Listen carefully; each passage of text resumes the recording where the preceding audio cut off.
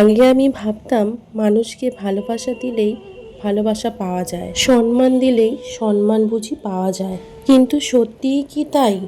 তুমি যত বেশি তাদেরকে ভালোবাসবে, তারা সত্যি প্রমাণ করে দেবে যে তুমি ভালোবাসার যোগ্যই নয়। আসলে যোগ্যতার অতিরিক্তই যখন মানুষ কিছু পেয়ে যায়, তখনই সেটা তার কাছে বিষ বলে মনে হয়। আর এই বিষ কিন্তু হজম করা চারটিখানি ব্যাপার না। আর এইটা আমি কিন্তু আমার নিজের জীবন দিয়ে বুঝেছি। তো যাই হোক, সকাল সকাল কিছুটা কাজ এগিয়ে নেবার পর এখন জলখাবারের জন্য একটু ডিমের অমলেট বানাচ্ছি। আর কিছুদিন আগে শপিং মল থেকে এই ছোট্ট মতন ননস্টিকের প্যানটা কিনে নিয়ে এসেছিলাম ইন্ডাকশান ওভেনের জন্য। তো এই যে ব্যাড লাক, আমার একদমই ইন্ডাকশান ওভেনে এটা বসলো না, কারণ এটা দেখতে পাচ্ছি ইন্ডাকশান ওভেনের জন্য নয়। কিন্তু লেখা ছিল ননস্টিক, আর ননস্টিক যে আসলে ইন্ডাকশানে বসবে না সেটাও আমি ঠিকঠাক বুঝতে পারিনি আর কি।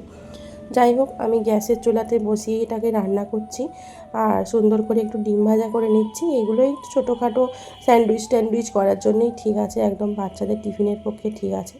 তো সকালে জলখাবারের জন্য রুটি তরকারি, তার সঙ্গে ডিম ভাজা করে নিলাম। তো সকলকে এবার খেতে দিয়ে দেবো আর আমিও খেয়ে নেবো।